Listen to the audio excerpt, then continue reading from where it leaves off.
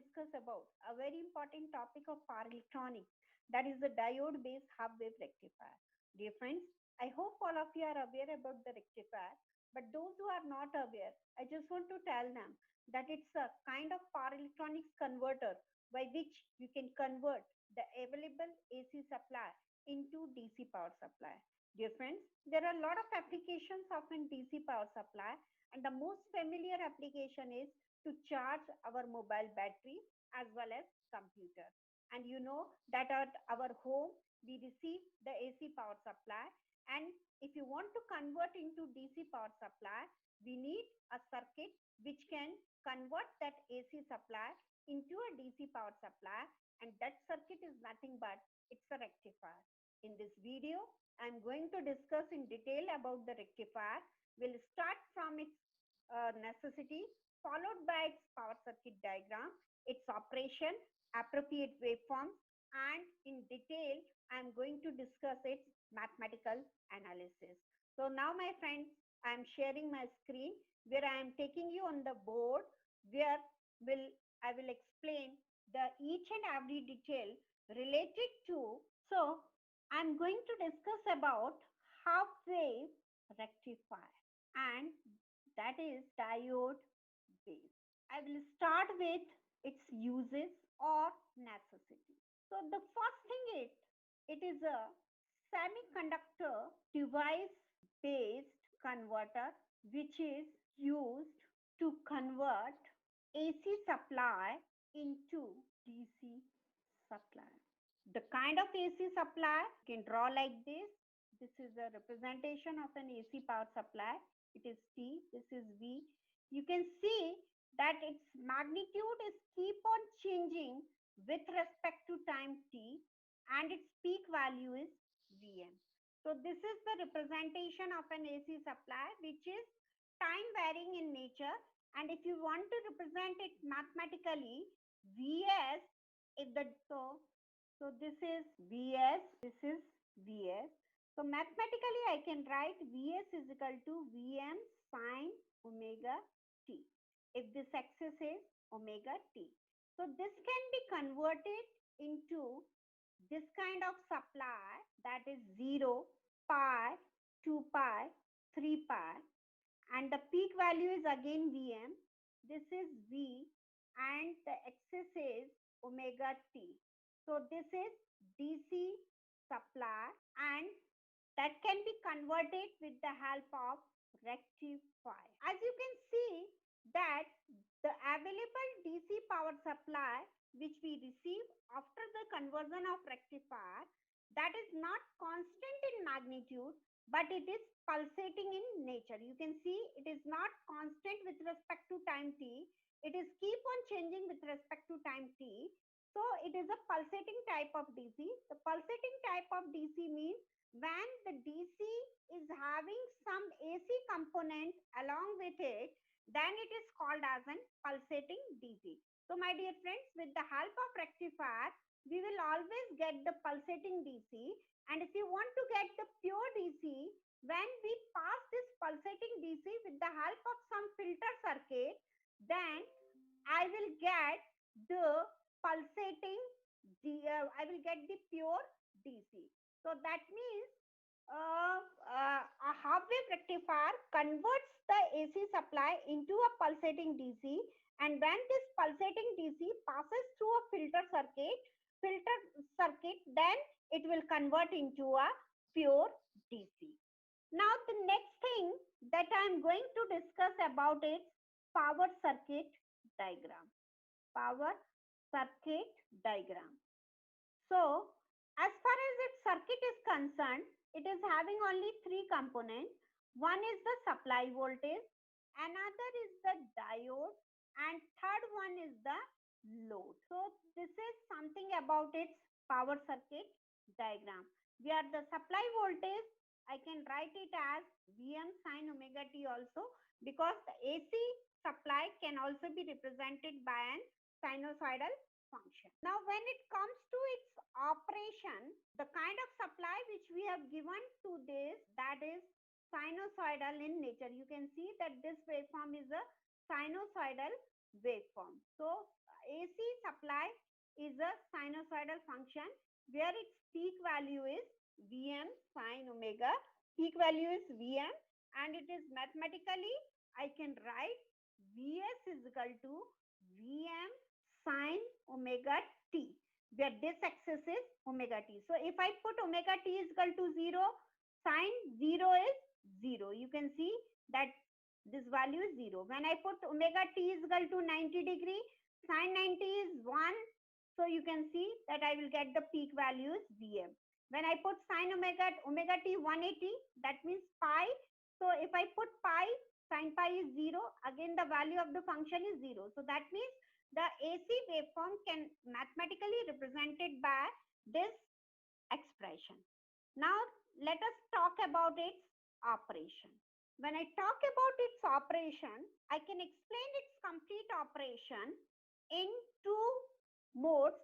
One is in positive half cycle, positive half cycle. As you can see that the AC supply is having two kind of cycles. 0 to pi, it is having the positive cycle, and pi to 2 pi, it is having negative. Again, 2 pi to 3 pi positive, 3 pi to 4 pi negative. So alternatively, it is having the positive cycle as well as negative cycle. So positive cycle exists from 0 to pi. So positive cycle means during positive cycle, suppose, now I am again drawing the power circuit diagram. During positive cycle, suppose the upper terminal of a supply is positive. So like this. So when the upper terminal is positive means the diode D will be forward bias. So in this case, diode D is forward bias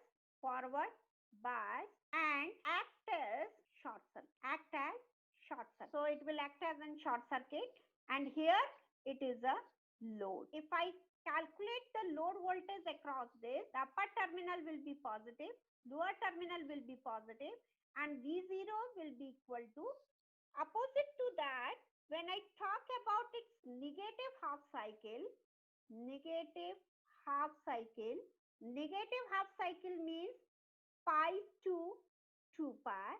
So negative half cycle pi to 2 pi mein diode D is reverse bias and act as open circuit.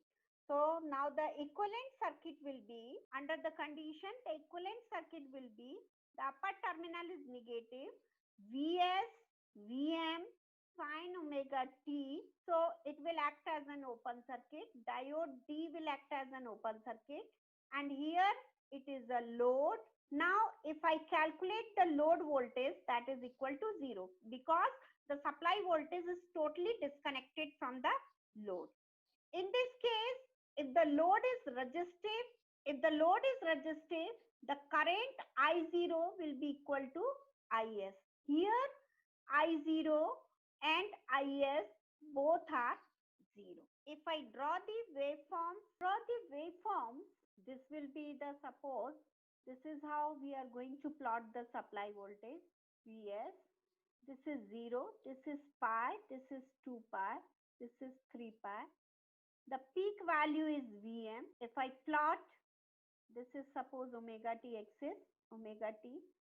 If I plot the load voltage, as you know that the output voltage was equal to the supply voltage. So 0 to pi, I will get the exact waveform as of supply voltage. Pi to 2 pi, I will get 0 voltage because the load voltage was 0. And 2 pi to 3 pi, again I will get the voltage equal to the supply voltage. If the load current, if I plot the load current and the load is resistive, then you know in case of resistance, the always the current will be in same phase with the voltage. So it will be in same phase with the voltage, and it will be Vs divided by R. So this is about the waveforms.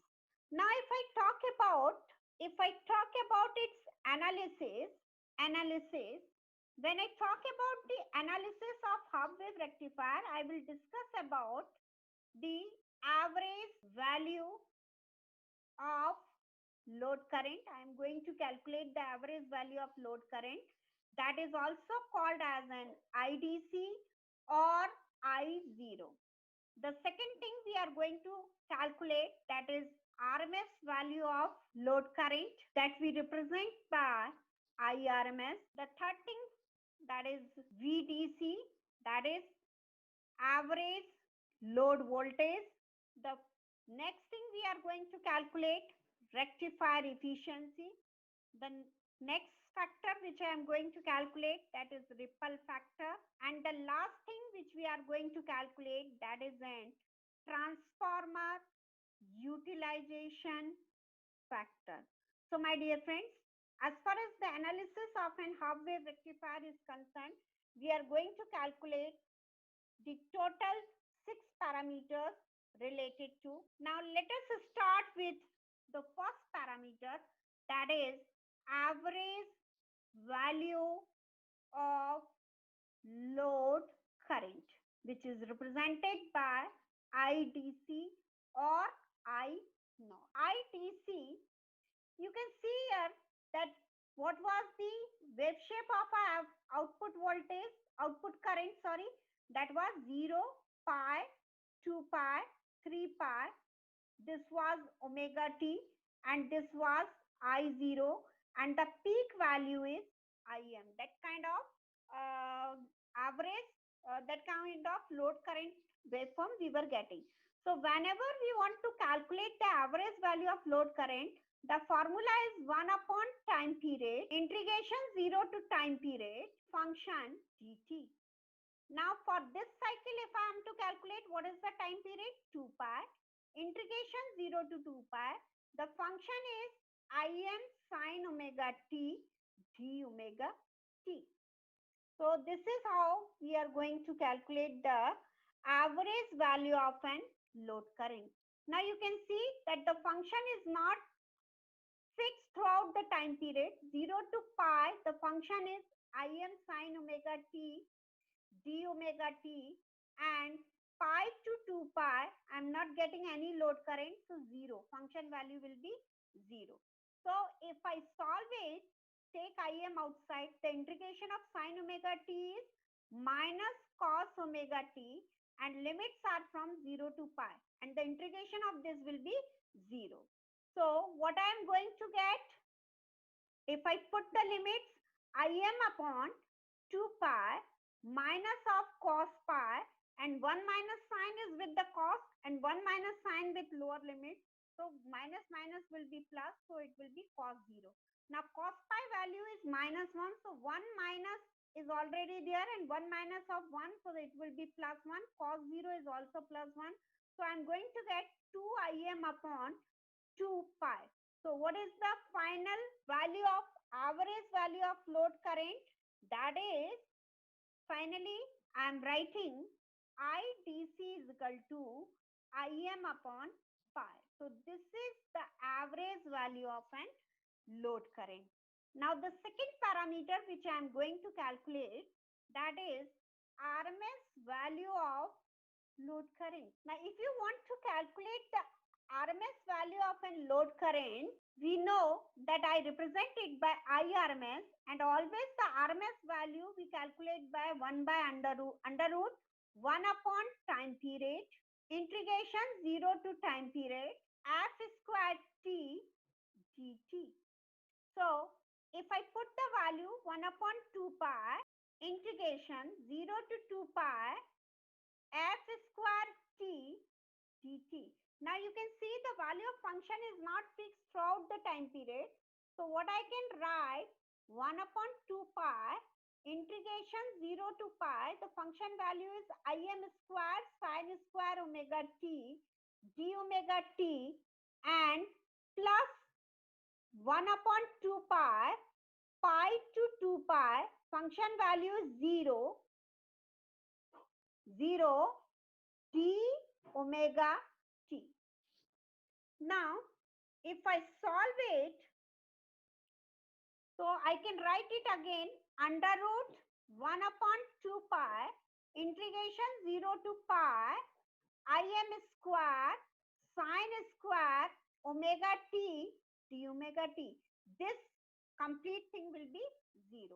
Now from here, I can write it as Im upon root 2 pi that I can take outside, and under root 0 to pi sine square omega t d omega t. Now this I can write sine square omega t. To integrate it, what I can do, Im upon root 2 pi complete. What I can do, under root integration 0 to pi sine square omega t ko I can write 1 minus cos 2 omega t by 2 and d omega t. If I solve it, Im upon root 2 pi. Now 1 minus under root 1 minus cos 2 omega 1 by 2, I can write it as 0 to pi 1 by t d omega t minus 1 by 2 cos 2 omega t d omega t. So this is how we can write. Now if I integrate it, what I am going to get, Im upon root 2 pi under root 1 upon 2 d omega t ko integration is omega t, limits from 0 to pi, and 1 by 2 cos 2 omega t ka integration is sin 2 omega t by 2, integration limits 0 to pi. So if I further solve it, Im upon root 2 pi, what I am going to get, under root 1 by 2 omega t ki jagah upper limit pi and lower limit 0. So 1 by 2 omega t is 0. So I will get only 1 by 2, and if I put 1 by 2 omega t ki jagah lower limit 0, so that will give 0. So only for this term, it will come with only upper limit. And the second thing is 1 by 2 sine 2 pi by 2. And if I put the lower limit sine 2 omega t ki jagah 0, so it will give the 0. So there is no need to write that. So what I am going to get finally, I am going to get Im upon root 2 pi. So what I am going to get, 1 by 2 pi. And what is sine 2 pi? Sine 2 pi is 0. So this will give 0. So what I am going to get, I am going to get Im upon root 2 pi, and this root pi upon root 2. So what I am going to get, root pi se root pi cancel, I am going to get Im upon 2. So what is the RMS value? RMS value is IRMS is equal to Im by 2. So the second parameter RMS value, that is Im by 2. Now the third parameter which I am going to calculate, that is average value of load voltage, that is VDC. So what is VDC? VDC is equal to IDC into RL, where RL is equal to load resistance. Now we know that IDC we have already calculated, that is Im upon pi. So if I put this value, what I am going to get, VDC is equal to Im upon pi into RL. Im upon pi, Im into pi into RL. Now Im, I can write it as Vm upon Rs plus Rf plus RL, where Rs is the secondary winding resistance of transformer, Rf forward bias resistance of diode, and RL is the load resistance. Now dear friends, actually the AC voltage available at our home, the standard is 220 volt, and to charge the battery of our mobile we want a 6 volt or 9 volt DC.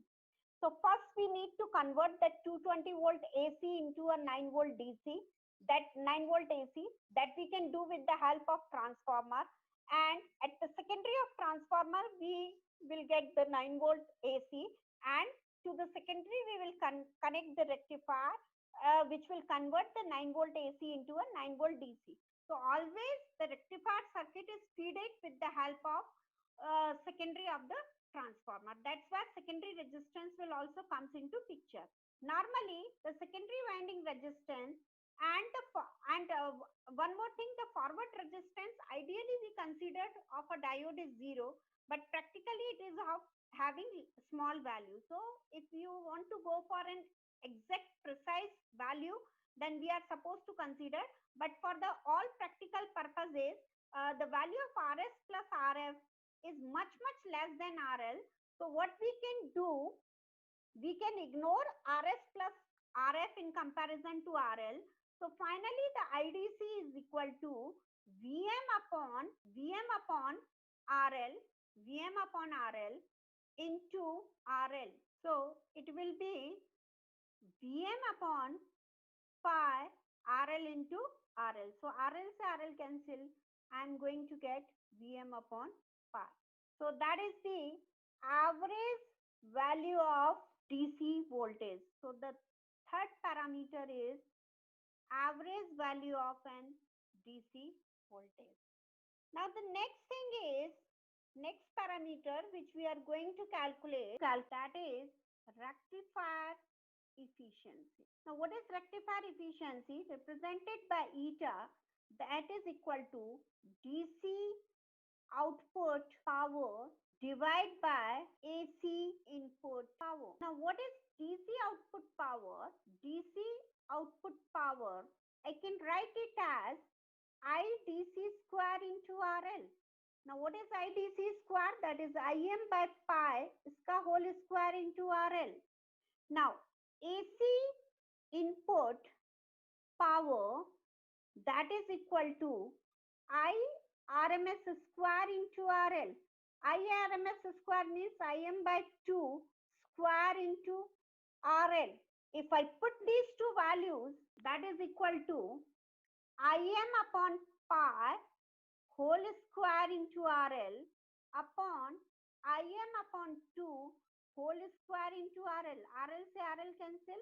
I am going to get Im square by pi square divide by Im square by 4. So Im square se Im square cancel, 4 by pi square. So what I am going to get, this will be 0. If I solve it, it will be 0.41. So that means if I calculate the efficiency, that will be 41%. So this is the efficiency of an half wave rectifier. The efficiency of half wave rectifier, half wave, that is approximately 41%. It will come about near about 406. So if you calculate it, it will be 40.6, and in total I can write 41%. Now the next thing which we are going to calculate, that is ripple factor. Now what is ripple factor? It is nothing but the ratio of AC component RMS in load current to the DC component. I can write it as ripple factor, that is equal to RMS value of AC component to the DC component. Now I can write IRMS, that is equal to IDC square plus IAC RMS square. So I can write IAC RMS square, that is equal to IRMS square minus IDC square. So from here IAC, this I can write it as IAC RMS. Okay. So IAC RMS is equal to IRMS square minus IDC square. So I can write ripple factor, that is equal to IAC RMS by IDC. So this I can write it as IRMS by IDC whole square minus 1. Now what is IRMS? IRMS is Im by 2. What is IDC? Im upon pi that we have already calculated minus 1. So if I solve it, I will get pi square by 4 minus 1. So if I will solve it, what is pi square? Pi square by 4 minus 1. If you calculate it, it will be equal to 1.21. So the ripple factor for half wave rectifier is 1.21. Now the next last factor that we are going to calculate, that is transformer utilization. This is represented by TUF, and it is nothing but it's a ratio of DC power delivered to load divided by rated power of secondary of. So what is DC power delivered to load? That is VDC. IDC. What is the rated power of secondary of transformer? That is VRMS, IRMS. Now what is VDC? VDC को I can write it as IDC into RL into IDC or IRMS. VDC को I can write it as IDC into RL into IDC, and VRMS basically that is Vm by root 2. And what is IRMS? Im by 2. So, and the value of IDC, that is the value of IDC, that is Im by pi, इसका whole square.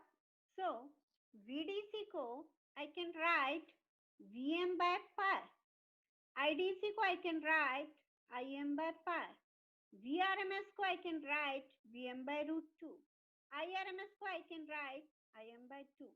So Vm से Vm Im cancel, I will get 2 root 2 by pi square. If you solve it, 2 root 2 by pi square, it will come 0.28. So that's it, my dear friends. I hope whatever information I have shared in this video related to a diode based half wave rectifier, that will be useful for you. If you like this video, please press the like button. And if you want that in future, if I make such kind of videos related to the technical topics, the notification should reach to you, then don't forget to subscribe my channel.